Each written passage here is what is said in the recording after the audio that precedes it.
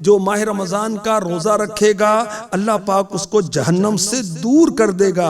माह रमजान के रोजे रखने वाले के लिए जन्नत के अंदर आलीशान महल होगा। जो माह रमजान का रोजा रखेगा ये उसके जिस्म की ज़कात बन जाएगा। माह रमजान के रोजे जो रखेंगे वो बाबुर रैयान से दाखिले जन्नत होंगे।